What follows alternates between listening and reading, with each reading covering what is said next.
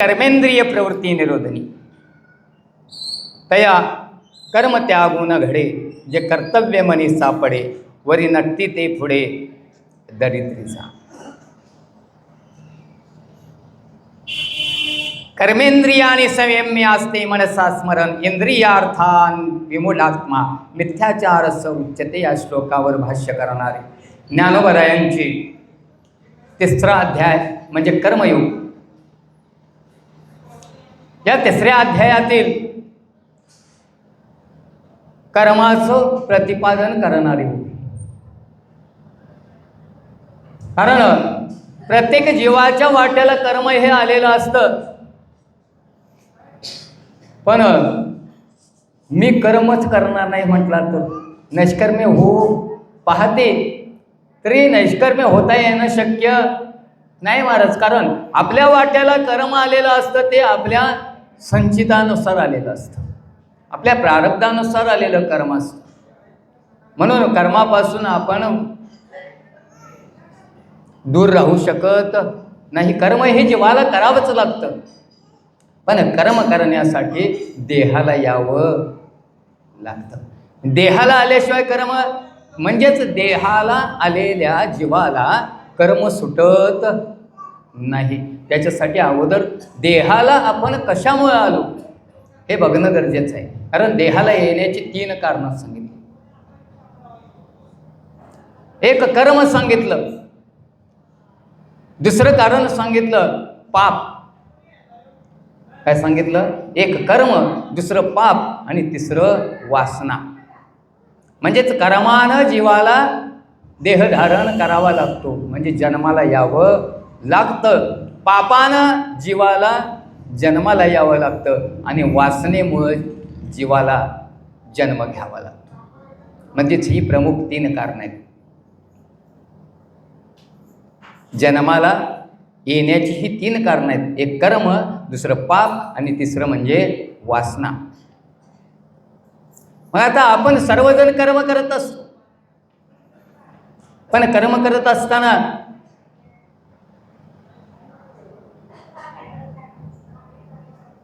ते आपल्या वाट्याला जे कर्म आलेलं आहे ते कुठलं आहे? आताच आहे काय मागचं आहे? तुकोबर आहे सांगता की ते कुठलं आहे? आगा कर्मी जे उरावे ते सुखदुःखी फळावे तया ते भोगावया यावे देहा एका. कोण सांगतात? ज्ञानोबर आहे सांगतात. बरं, ते भोगण्यासाठी या देहाला यावं लागतं. कुठलं? मागचं कर्म. म्हणून मनुष्य जीवाला कर्मानं हा देह प्राप्त होतो. दुसरा मुद्दा सांगितला पाप. कारण तुकोबर आहे सांगतात जन्मायेने घडे पातकाचे मूळ संचिताचे फळ आपुलिया. जन्माला आलो हे पापाचं मूळ आहे. पातकाचं म्हणजे पाप. बरं का, पातक हे कशाचं? जन्माचं मूळ आहे. मग आता जन्माला आल्यावर सुख आहे का दुःख आहे? जन्माला आल्यानंतर सुख आहे का दुःख आहे? दुःख आहे का सुख आहे? दुःखाशी कारण जन्म घ्यावा. दुःखाला कारण जन्म आहे का नाही? मग आता पाप करावं का नको? आपल्या हातात आहे का? पाप करणं न करणं आपल्या हातात आहे का? पापात्मके पापे नरका जायचे, पुण्यात्मके पापे स्वर्ग जायचे. मग आता स्वर्गाला जायचं काय नरकाला जायचं कुणाच्या हातात आहे? काही वेळा पाप करायला जातो आणि पुण्य होतं, आणि पुण्य करायला जातो आणि पाप आपोआप होऊन जातं माणूस. पण इथला मुद्दा काय आहे? पापानं मनुष्य देह प्राप्त देहाला यावं लागतं पापामुळे. आणि तिसरी गोष्ट म्हणजे वासना. देहाला येण्याची तिसरी गोष्ट म्हणजे वासना आहे. कारण जन्म घ्यावा लागे वासनेच्या संगे. वासनेमुळे काय करावं लागतं? जन्म घ्यावा. एक राजा होता, सगळ्या आपल्या राजाचा. आता राजा म्हटलं की कसं आहे? त्याच्याकडं सगळं संपन्न, सर्व संपन्न ऐश्वर आहे. आणि त्या सगळ्या राजाचा त्याग करून वनामध्ये गेला. कोण? तो राजा वनामध्ये गेला. वनामध्ये तपाचरण केलं. आता कोण झाला राजाचा? ऋषी झाला ना, ऋषी झाला. आता तपाचरण करताना ऋषी झाला. आणि एक वेळ अशी आली की एका गर्भीण असणाऱ्या हरणीच्या मागं एक वाघ लागला होता. आणि त्या राजाच्या, आता ऋषीच्या म्हणावं लागेल बरं का, त्या ऋषीच्या कुणाच्या हरणाच्या मागं एक वाघ धावत होता. ते राजाच्या समोरून धावत होता, त्या ऋषीच्या समोरून धावत होता. आता कशासाठी धावत होता? ते लपंडाव खेळत होते का? खेळ खेळत नव्हते. तर तो वाघ त्या हरणीला मारण्यासाठी, कारण ते त्याचं भक्ष्य होतं, आणि त्या हरणीला मारण्यासाठी धावत होता. आणि धावता धावता त्या हरणीचा गर्भपात त्या राजाच्या समोर झाला. राजा म्हटला, आता हा वाघ काय या हरणीला सोडणार? सोडेल का? सोडणार नाही. हा वाघ या हरणीला सोडणार नाही. म्हणून त्या हरणीच्या पाडसाला घेतलं आणि त्या राजानं, त्या ऋषीनं आपल्या आश्रमात नेलं. त्याचं चांगलं संगोपन करू लागला. ते छोटंसं असणारं हरिण आता मोठं मोठं होऊ लागलं. त्याच्या शेजारी बागडू लागलं. आणि असं ते बागडत असताना इतका त्या हरण्याच्या त्या पिलाचा लागला त्या राजाला, त्या ऋषीला, की त्याच्याशिवाय तो बेचैन व्हायचा. आणि एक वेळ अशी आली, अंत समय आला, शेवटची घटका आली. आणि शेवटच्या घटकेला, कारण कोण होते? ते ऋषी होते. आता मी चाललोय, पण मी गेल्यानंतर या हरणाचं काय होणार अशी वासना त्या राजाच्या मनामध्ये निर्माण झाली. आणि ती तात्पर्य काय?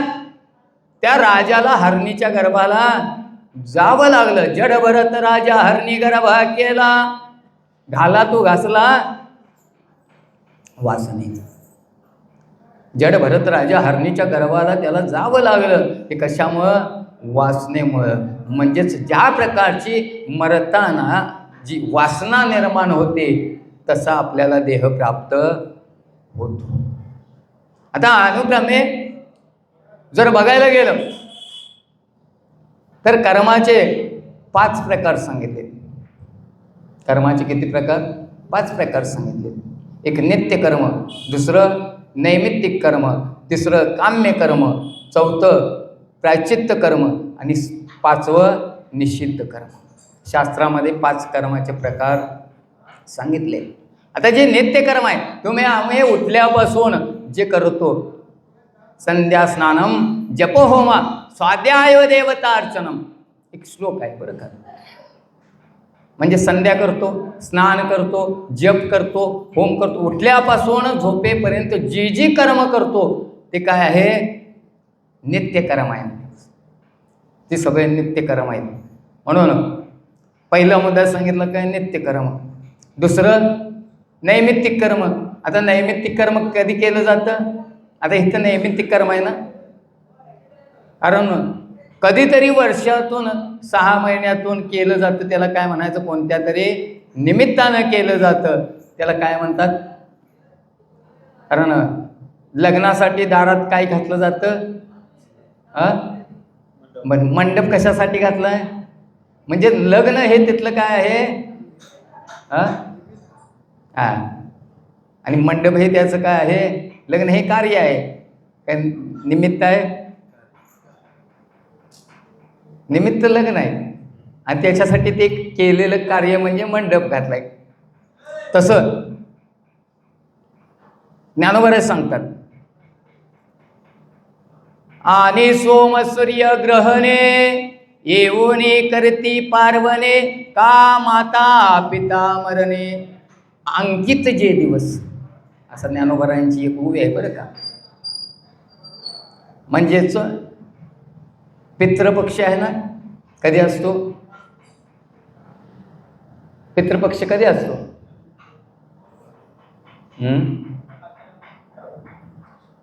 भाद्रपद महिन्याच्या पितृपक्ष असतो. म्हणजेच त्या पौर्णिमेपासून आणि सोमसूर्य ग्रहणे म्हणजे पौर्णिमेपासून अमावास्यापर्यंत त्याला सर्व पितृ अमावास्या म्हटलं जातं. कुठल्या अमावास्याला बरं का, त्या पौर्णिमेपासून अमावास्यापर्यंत जो पक्ष आहे त्याला सर्व काय म्हणतात, त्याला पितृपक्ष म्हटलं जातं. म्हणजे तो 15वडा आहे. त्या काळामध्ये जे काय केलं जातं, आपण काय करतो त्या काळात, ज्ञानोबा सांगतात बरं का, मी सांगत नाही. म्हाळ घातला जातो, बरोबर, श्राद्ध केलं जातं. मग श्राद्ध हे काय आहे, नैमित्तिक कर्म आहे. काय रोज केलं जातं, पुण्यतिथी रोज केली जाते का, नाही. पुण्यतिथी श्राद्ध म्हाळ काय असेल ते एक वेळेला केलं जातं, म्हणून ते नैमित्तिक कर्म आहे. आता काम्य कर्म, आता तुम्ही आम्ही सगळे काम्य कर्म करतो का नाही. नोकरीला जाणारे ऑफिसमध्ये काम करत असतात, त्या कामाचा आपल्याला काय मोबदला मिळावा म्हणून करतात काय नको म्हणून. शेतकरी आता ऊस लावतात, तर त्या शेतामध्ये चांगलं पीक यावं, चांगलं त्या पिकातून आपल्याला उत्पन्न मिळावं, पैसा मिळावा म्हणून पीक लावतात. काय त्यातून काही उत्पन्न मिळू नये म्हणून लावतात, काय होईल ते होईल असं म्हणून लावतात का. म्हणजेच त्या ठिकाणी कामना ठेवून केलेलं कर्म, त्या ठिकाणी कामना ठेवून म्हणजे आपल्याला कशाची तरी प्राप्ती, काहीतरी त्यातनं प्राप्त होईल. म्हणजे आम्ही जरी कीर्तनला गेलो तर बाबा मला इथं एवढं एवढं पाकिट दिलं जाईल, अशी मनामध्ये कामना ठेवून जे केलेलं कर्म आहे त्याला काय म्हटलं, काम्य कर्म. म्हणजे फलाची अपेक्षा ठेवून केलेलं कर्म त्याला काम्य कर्म म्हटलं. आता त्याच्या पुढचा 4था मुद्दा, प्रायश्चित्त कर्म. तुम्हाला आम्हाला माहीत आहे, आता काही दिवसानंतर आपल्या इथं काय असतं, यात्रा असते. यात्रेमध्ये आमच्या इथं प्रसिद्ध आहे बरं का, काय आहे प्रसिद्ध, देवीला काय घातलं जातं, दंडवत घातले जातात. आता जे दंडवत घालणं आहे त्याला प्रायश्चित्त कर्म म्हणतात बरं का. आपल्या केलेल्या कर्माचं म्हणजे चांगलं कर्म केलेलं असतं का, चांगलं कर्म केलेलं असेल तर त्याला प्रायश्चित्त घ्यावं लागत नाही. पण आपल्या केलेल्या कर्माचा पश्चाताप होऊन त्याच्या सुटकेसाठी, त्यातून त्या बंधनातून कर्माच्या मुक्त होण्यासाठी जे केलेलं कर्म असतं त्याला प्रायश्चित्त कर्म असं म्हणतात. आणि असं प्रायश्चित्त कर्म आपल्या शास्त्रामध्ये मान्य का मान्य नाही, कारण सांगितलं जात नाही बरं का प्रायश्चित्त कर्म का त्या. कारण प्रायश्चित्त घ्यायसारखं आपण कर्मच करायचं नाही, हा मुद्दा आहे. म्हणजे चुकीच्या मार्गाचं कर्म करायचं, चुकीचं कर्म करायचं नाही, हा मुद्दा आहे. आणि 5वं जे सांगितलं ते निषिद्ध कर्म. आता निषिद्ध कर्म कशाला म्हणायचं, जे करू नये ते करायचं. शास्त्रबाह्य, शास्त्रानं सांगितलं बाबा हे करायचं नाही ते करायचं. जे खाऊ नये म्हटले ते खायचं, जे पिऊ नये म्हटले ते प्यायचं, ह्याला निषिद्ध कर्म म्हटले बरं का. कारण एक श्लोक आहे, द्युतं च मांसं मदिराच वेशा मृग्यात चौर्यं परदार सेवा एतानि सप्त व्यसनानि लोके. काय म्हटलंय, एतानि सप्त व्यसनानि लोके, ताबडतोब नरकाला जातात बरं का. ही 7 व्यसनं जर केली तर कुठली कुठली, द्युतं च मांसं मदिराच वेशा. द्युतं म्हणजे द्युत कर्म आहे का नाही, द्युत म्हणजे जुगार बरं का. जुगार खेळणं हे चांगलं कर्म आहे का, जुगार खेळणारा ताबडतोब नरकाला जातो असं शास्त्राचं म्हणत आहे बरं का. मी सांगत नाही, बाहेर गेल्यावर मला आणि काहीतरी म्हणायचं. दुसरं मांस खाणं हे सुद्धा ताबडतोब नरकाला नेतं. द्युतं च मांसं मदिराच, मदिरा म्हणजे काय, मदिरा म्हणजे कुणाला माहीत नसेल बरं का, दारू सेवन करणं हे सुद्धा हा. निषिद्ध कर्म आहे. वेशागमन करणं हे सुद्धा निषिद्ध कर्म आहे. शिकार करणं, काय काय वारकरी लोक सुद्धा जातात बरं का त्या शिकारीला, मासे धरायला. काही काही लोक इथं मार्केटला असतात खाली रस्त्यावर, वारकरी असले तरी सुद्धा. आता मांस खाणं जर निषिद्ध सांगितलं असेल तर वारकऱ्याने तरी त्या वाटेला जावं का? इतरांचं सोडा, वासाला सुद्धा जाऊ नये. काही लोकांचं असं म्हणणं आहे की आम्ही शिजवून घातलं म्हणजे काय झालं? वारकरी खाणाऱ्यांना आपण शिजवून घालणं त्याच्या पापाचे वाटेकर झाला का नाही? मी नाही खाल्लं तरी आपोआप त्या पापाचे वाटेकरी निश्चितपणाने. मांस खाणं ताबडतोब नरकाला नेणार नाही. आता चोरी करणं चांगलं आहे का? चोरी करणं सुद्धा पापच आहे. मृगया म्हणजे शिकार करणं पाप आहे, चोरी करणं पाप आहे. परदारा म्हणजे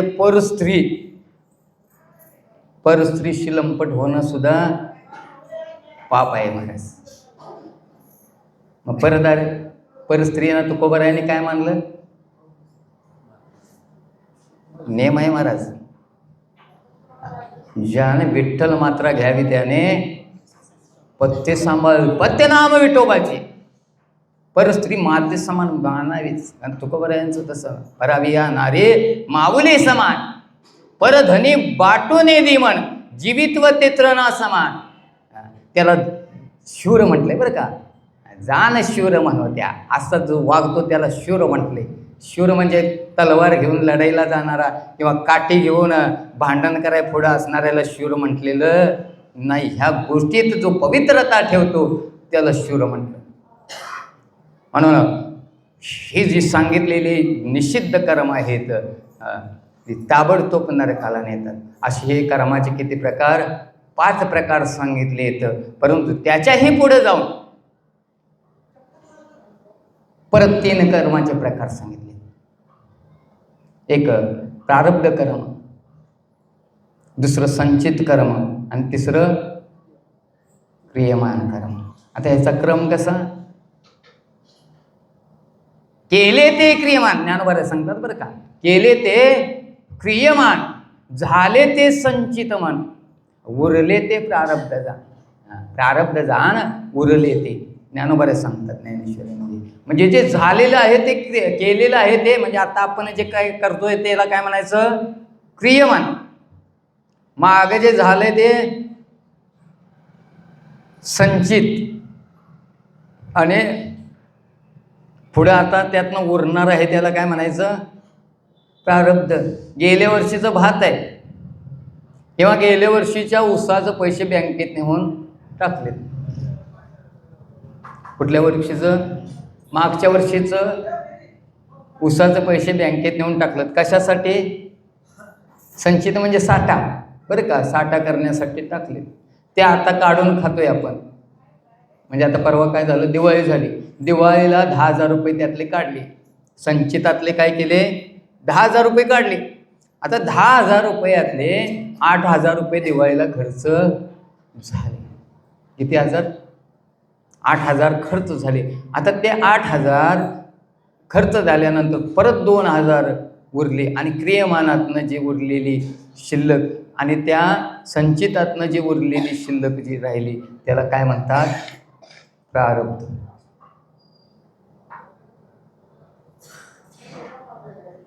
जे मागचं होतं त्याला काय म्हटलं?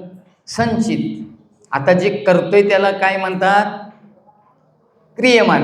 आणि त्यातून उरलेलं आहे त्याला काय म्हणायचं? प्रारब्ध.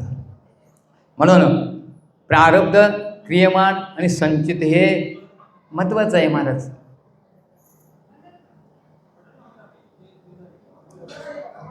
त्याच्यात सुद्धा अजून प्रारब्धात 3 प्रकार सांगितले. एक स्वेच्छा प्रारब्ध, एक अनिच्छा प्रारब्ध आणि एक परीक्षा प्रारब्ध. तर जे अनिच्छा प्रारब्ध आहे ते तुमचं आमचं आहे. आमची इच्छा आहे का जन्माला येण्याची? आपली इच्छा आहे का? इच्छा नसताना सुद्धा जीवाला जन्माला यावं लागतं. याला अनिच्छा प्रारब्ध म्हटलंय. दुसऱ्याच्या इच्छेनं जो येतो देवाला, दुसऱ्याच्या इच्छेनं. कारण ज्या ज्या वेळेला इथं दुष्टाने काय केलं, दुही माजली, त्यावेळी देवाला जन्माला यावं लागलं, काय आणावं लागलं, त्याला आणावा लागला, त्याला बोलवलं गेलं आणि बोलवल्यानंतर तो या ठिकाणी आला. आणि आपल्या इच्छेनं येतात आणि आपल्या इच्छेनं जातात. त्याला काय म्हटलं, स्वेच्छा प्रारब्ध. ते संत. अनिच्छा प्रारब्ध जीव, स्वेच्छा प्रारब्ध संत आणि परेच्छा प्रारब्ध देव. आता उदाहरण सांगतो, त्याशिवाय लक्षात येणार नाही. रेल्वेने प्रवास करणारे दोन प्रवासी आहेत. रेल्वेने प्रवास करणारे दोन प्रवासी आहेत. एक तिकीटधारक आहे आणि एक पासधारक आहे. आता जो तिकीटधारक आहे त्याला किती वेळ प्रवास करता येईल? एकाच वेळी 1 तासाच्या आत प्रवास केला की त्याचं संपलं. बरोबर आहे. परत येताना ते तिकीट चालत नाही. पण पासधारक कधीही दिवसातून कितीही वेळा प्रवास इकडून तिकडे आणि तिकडून इकडे जाऊ शकतो. म्हणजे इच्छा असेल त्यावेळी. म्हणजे जो तिकीटधारक आहे तो जीव आहे. ठराविक काळासाठीच त्याचा प्रवास आहे. पण जे संत आहेत ते केव्हाही येतात आणि केव्हाही जातात. पण रेल्वे मंत्री येतो का उद्घाटनासाठी आपल्या? पण त्याला तिथं रेल्वे मंत्र्याला उद्घाटनासाठी बोलवावं लागतं. तो देव आहे.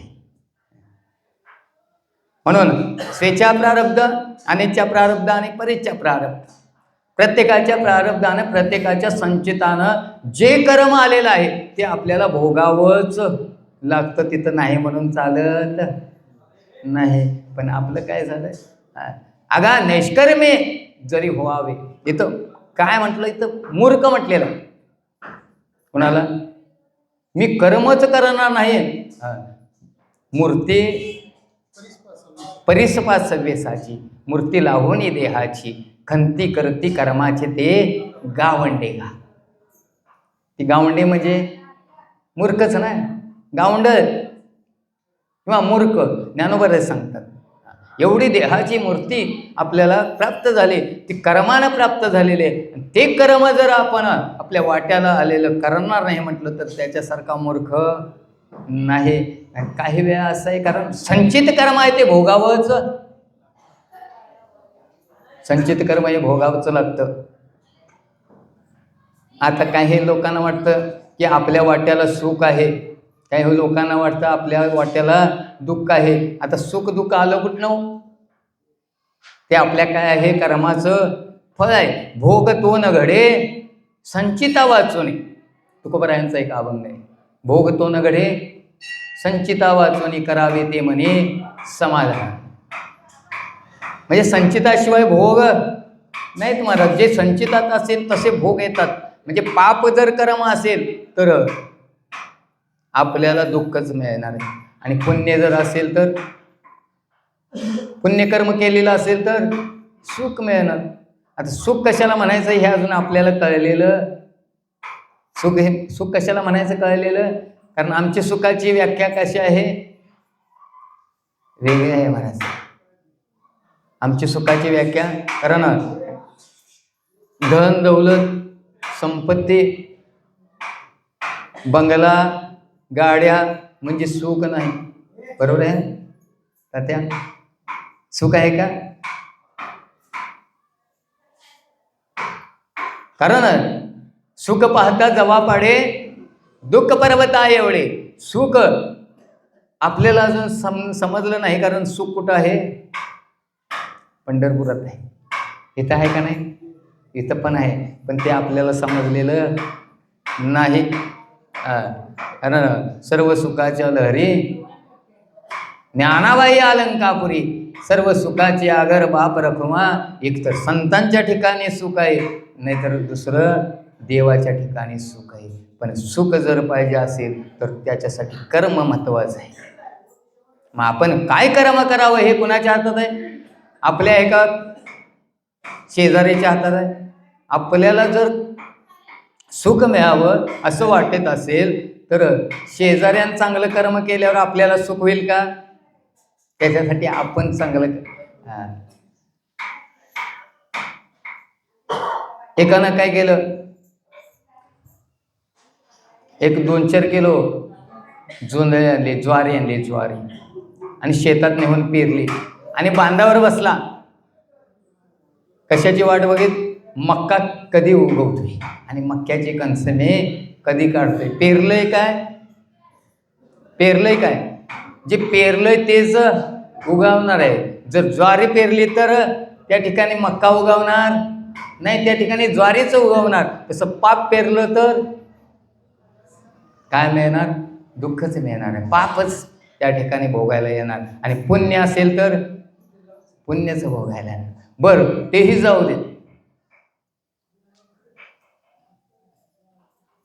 मागच्या वेळेचं जे पाप आहे, पुण्य आहे, ते भोगून भोगून भोगून आपण पाप सगळं संपलेलं आहे आणि आता काय राहिलंय? पुण्य शिल्लक आहे.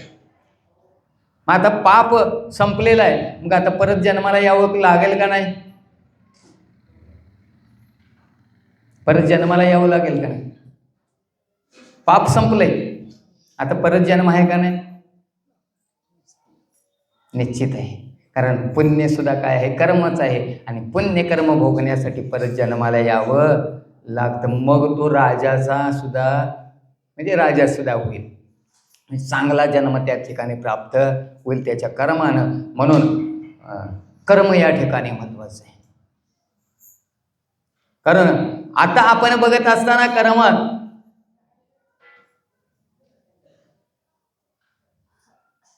80 वाऱ्या एका एकाने केल्या. बघतोय बरं का मी, किती वाऱ्या केल्या? 60 वर्षे, 80 वर्षे पंढरपूरच्या वाऱ्या केल्या. परंतु त्यांच्या वाट्याला शेवट जो आला, काय झालं? अर्धांग प्राप्त झाला. काय झालं? अर्धांग प्राप्त झाला. कुणाला मुतखड्याचा विकार झाला, कुणाला अजून काय झालं, कोण अंथरुणावर पडून राहिला, कोण अटॅक येऊन लोकांच्या नजरा लगेच लोकांची बोट वळली.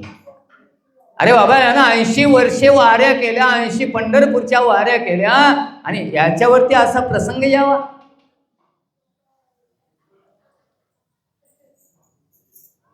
म्हणतात का नाही?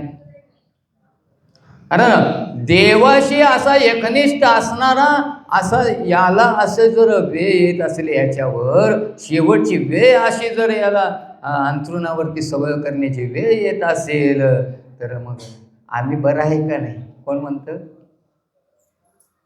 जे हे वारे बिऱ्या कोण काय भजन बिजन करत नाही अशी लोक म्हणतात. पण त्याच्यावरती जी वेळ आली ते ह्या जन्माचं मागचं आहे बरं का. कुठलं? केले कर्म ते मागील भोगाया.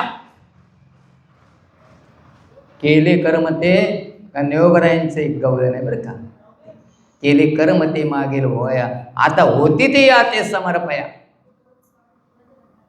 मागचं केलेलं कर्म आता ते भोगावं लागणार आहे, यातून सुटका. मग किती जरी देवाचा एकनिष्ठ भक्त असला, देव जरी त्याच्याशी बोलत असला, देव जरी त्याच्याशी व्यवहार करत असला, तरी सुद्धा त्या कर्मातून त्याची सुटका होणं शक्य नाही. कारण सज्जन कसं आहे? कोण होते सज्जन? कसं आहे? व्यवसाय काय होता? मांस विक्रय करण्याचा व्यवसाय होता. येणाऱ्या गिरायकाला विचारायचे, तुम्हाला किती किलो मांस नाही म्हणायचे, तुम्हाला किती किलो विठ्ठल देऊ? अर्धा किलो विठ्ठल देऊ का पाव किलो विठ्ठल देऊ? कोणाची भाषा आहे? संतांची भाषा आहे बरं का. आणि असे असणारे ते सज्जन कसं आहे? एकदा जगन्नाथपुरीला यात्रेसाठी निघाली. ओडिसामध्ये जगन्नाथपुरी आहे आणि त्या जगन्नाथपुरीला जात असताना जगन्नाथाच्या दर्शनासाठी मजल दर मजल करत निघाले आणि एका गावामध्ये त्यांचा मुक्काम एका घरामध्ये पडला.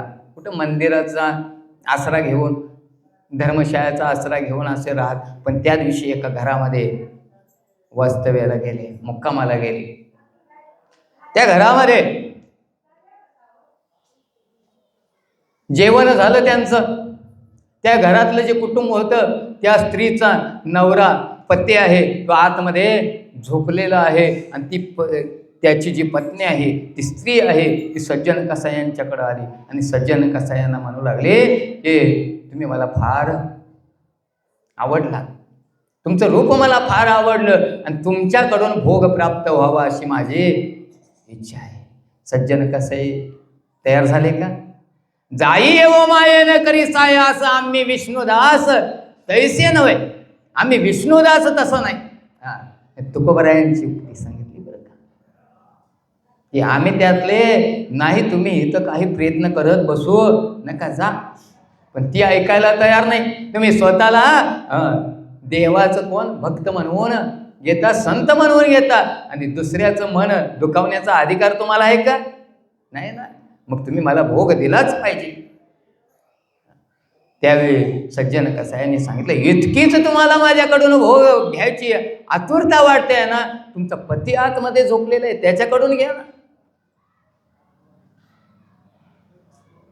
ती म्हटली, माझ्या पतीचा तुम्हाला अडसर वाटतोय का? ठीक आहे म्हटली. आतमध्ये गेली, कोयता घेतला आणि कोयत्यानं आपल्या झोपलेल्या पतीचं मुंडकं तोडलं, आणि एका हातात मुंडकं रक्तानं माखलेला तो कोयता घेतला आणि माहेराणीने सांगितलं, तुम्हाला माझ्या पतीचा अडसर होता ना, तो आता काटा आपल्या दोघांच्यातला मी दूर केला, आता काय अडचण आहे तू? त्यावेळी सज्जन कसाई म्हटले, या पातळीला तू उतरलीस म्हणजे तुझ्यासारखे निष्ठुर दुसरी कोण नाही, आणि तू कितीही प्रयत्न केले तरी मी तुला वश होणार नाही, कारण मी देवाचा भक्त आहे, देवाशिवाय दुसऱ्या कोणालाही रथ होणं शक्य नाही. असं ज्यावेळी सांगितलं त्यावेळी आता त्या बाईला कळून चुकलं की आता बाबा हा मला काय सापडत नाही, हा मला भोग देणार नाही, उलट माझी तक्रार राजाकडे केल्याशिवाय राहणार नाही. म्हणून तिनंच अगोदर ते मुंडकं त्या नवऱ्याचं आपल्या, आणि तो कोयता खाली टाकला जमिनीवरती आणि बाहेर गेली आणि बोंब मारली, धावा धावा धावा. सगळे शेजापाजारी गोळा झाले, बघितलं काय झालं. तर तिनं सांगितलं, यानं माझ्यावरती जबरदस्ती करण्याचा प्रयत्न केला आणि माझा नवरा मध्ये आला म्हणून माझ्या नवऱ्याचं मुंडकं तोडलं. आता हे खरं होतं का खोटं होतं? तिचं बोलणं खरं होतं का खोटं होतं? फक्त देवालाच माहीत होतं. कारण सज्जन कसाई सांगत होता, मी हे केलं नाही, हिनंच केलं आणि ही माझ्यावरती खोटा आळ घेते, तरी सुद्धा ते लोक ऐकायला, कारण बाईची बाजू भक्कम असते. ती जरी खोटं सांगत असली तरी कुणाची बाजू खरी आहे? बाईचीच बाजू खरी समजली जाते. राजाचे सैन्य आले आणि सज्जन कसायाला बांधून घेऊन गेले, बेड्या ठोकल्या, घेऊन गेले. आता राजाच्या दरबारामध्ये न्याय चालू झाला. वादी आणि प्रतिवादी समोरासमोर उभे केले. राजाने दोन्ही बाजू ऐकल्या. त्यावेळी सज्जन कसाई देवाकडं सांगत होता बरं का, याचना करत होता, देवा जरी जगाला माहित नसेल तरी तुला सगळं काही माहित आहे, कारण सगळ्याचा साक्षी तू आहेस. कारण वृक्षाचेही पान हाले ज्याची सत्ता, झाडाचं पान सुद्धा ज्याच्या सत्तेनं हलता असा असणारा तू या जगाचा स्वामी आहेस, जगाचा मालक आहे.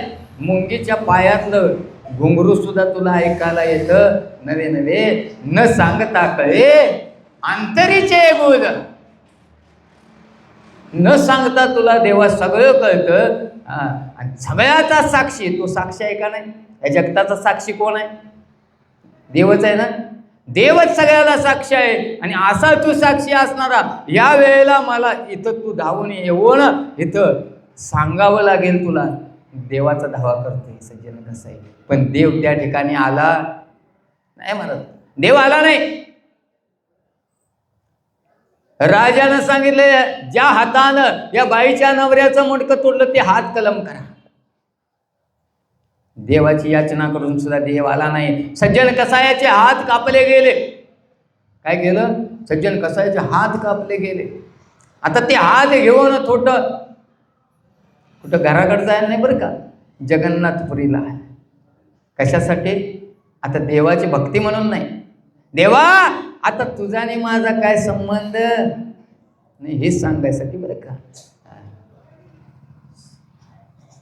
देवाला चांगलं वाटलं असेल म्हणतात.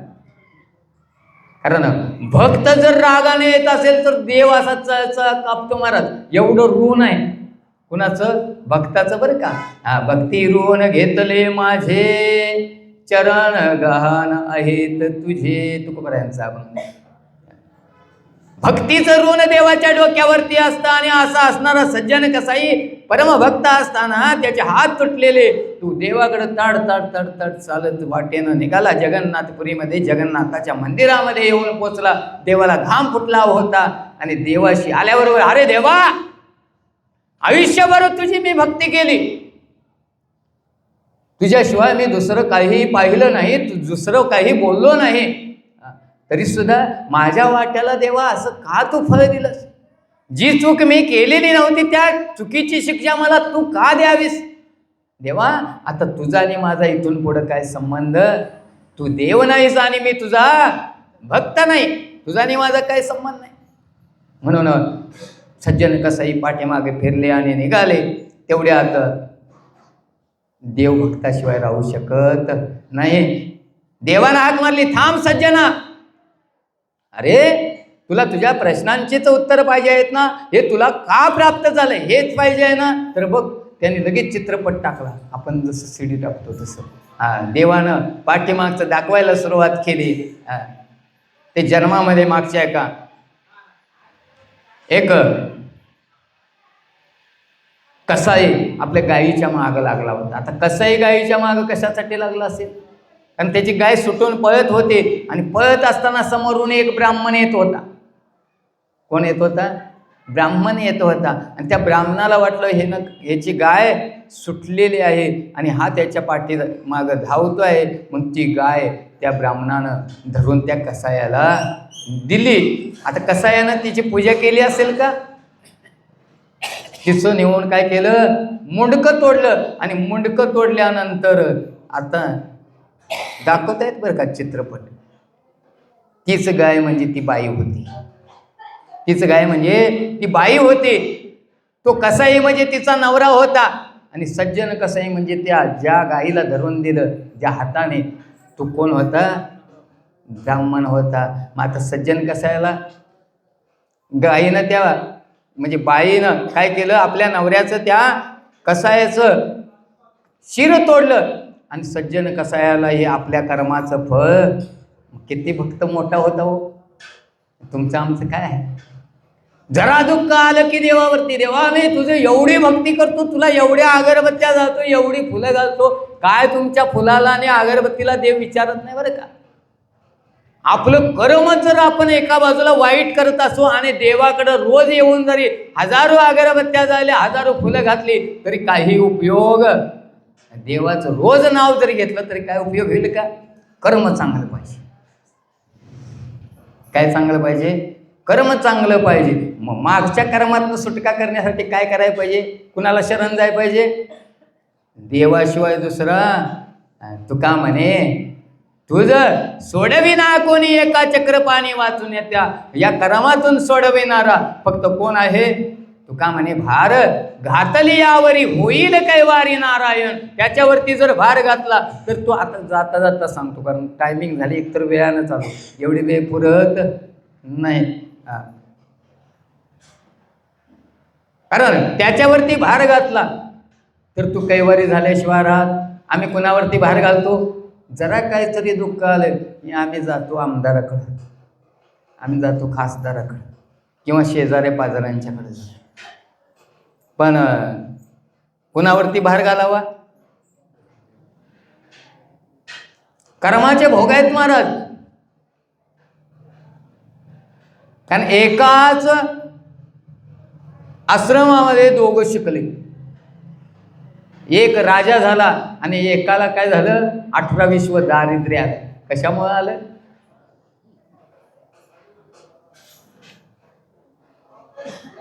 ज्यावेळी सांदीपनी मुनींच्या आश्रमामध्ये सुदामा आणि श्रीकृष्ण दोघं शिकायला होते, त्यावेळी एकदा त्या गुरुमातेनं सांगितलं, कृष्णा आणि सुदामा दोघे वनामध्ये जा आणि लाकडं घेऊन या स्वयंपाकासाठी.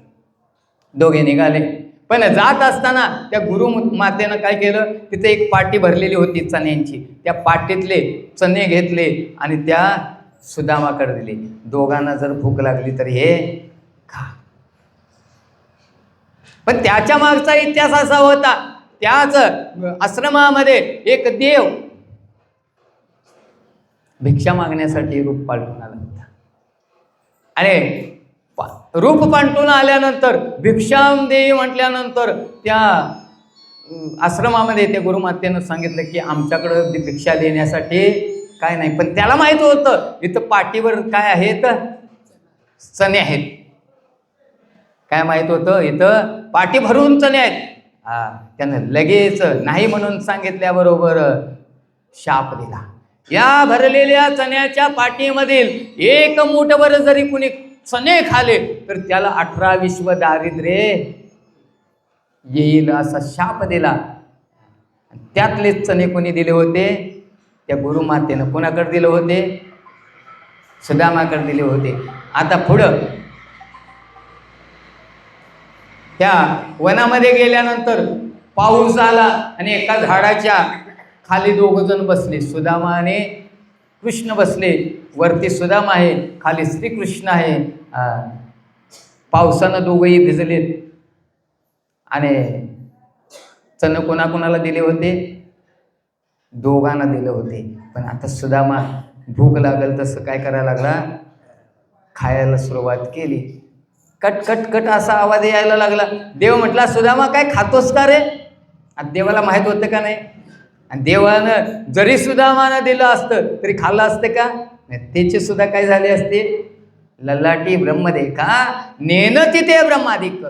म्हणजेच देवाला सुद्धा ते प्राप्त झालं असते. पण देवाला सगळं माहीत होतं, देवानं खाल्लं नाही आणि ते सगळं चण त्या सुदामानं खाल्यामुळं त्याला 18 विश्व दारिद्र्य प्राप्त झालं. आता रोज संसारामध्ये असताना बायकोला सांगायचा, अगं जो द्वारकेचा राजा आहे ना, तो माझा कोण आहे, मित्र आहे. तो कृष्ण द्वारकेचा राजा आहे, तो माझा कृष्ण आहे. आता ह्याचा सगळा फाटका संसार, पोरांना धड कपडे मिळत नव्हते, काय बायकोला धड लुगडं मिळत नव्हतं, अशी दयनीय, खायला प्यायला सरम मिळत नव्हतं, अशी दयनीय अवस्था 18 विश्व दारिद्र्य असताना हा सांगायचा, बायकोच्या पुढ्यात बडाया मारायचा, द्वारकेचा राजा कृष्ण माझा मित्र आहे बालपणीचा. पण न राहून एकदा ती बायको म्हणली, अहो तुम्ही सांगता ना रोज की कृष्ण द्वारकेचा जो राजा आहे तो आपला मित्र आहे म्हणून सांगता ना, मग त्याच्याकडे जा, तो काहीतरी आपल्याला आपल्या संसारासाठी मदत करेल. बायकोचं ऐकलं. ठीक आहे म्हटलं, मी जातो त्याच्याकडे, काहीतरी आपल्याला देतो का बघूया. सुदामा जरी 18 विश्व दारिद्र्य असलं तरी कृष्णाचं नाव कधी विसरला नव्हता. आणि तो सुदाम निघाला देवाच्या भेटीसाठी. आता जाताना काय नेलं, कोरडेची पोहे सुदाम्याचे भक्षे. कोरडे पोहे नेले. किती मोठी,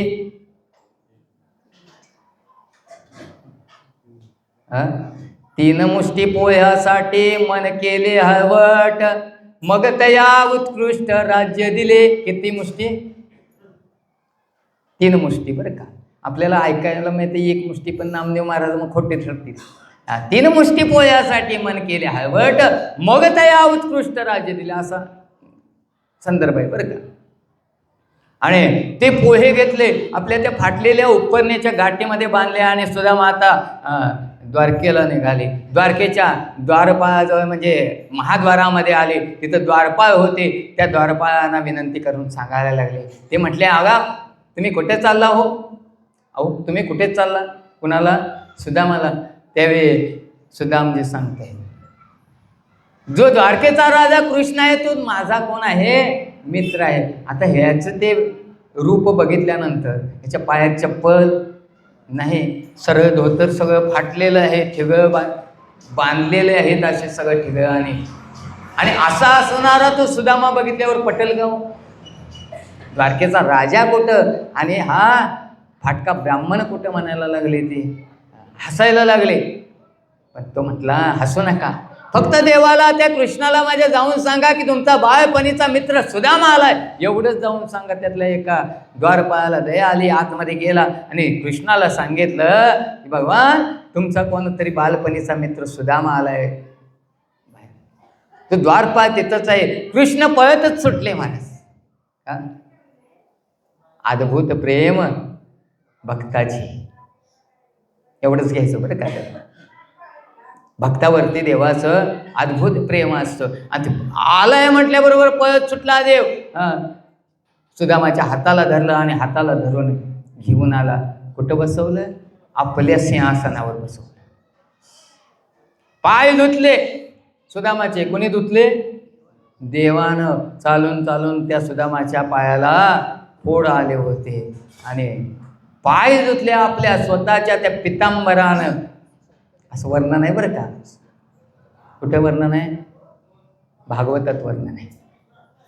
सुदामाचे पाय पुसले आणि आता कपाळाला टिळा लावण्यासाठी, कपाळाची पूजा करण्यासाठी देवानं असा आडवा हात फिरवला.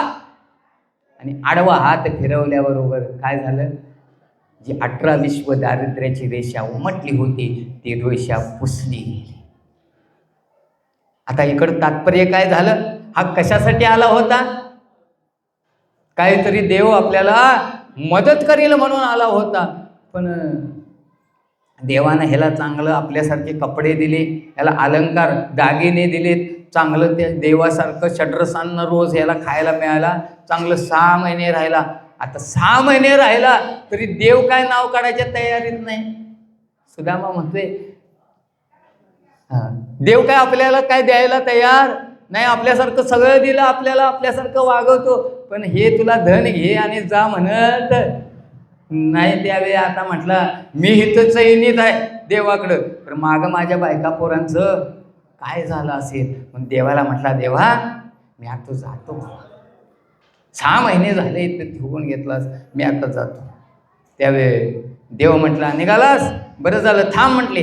ती आधी पहिली तुला दिलेली कपडे आहेत इथली, ते सगळं कपडे दागिने सगळे काढ आणि तुझे घालून आला होतास की तुझं तू धारण कर. आणि देव म्हणे सुदामा म्हटला किती दुष्ट आहे म्हटला.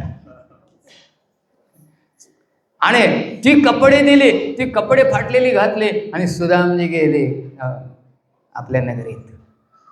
तिथं लखलखीत असं द्वारकेसारखं नगर दिसायला लागलं.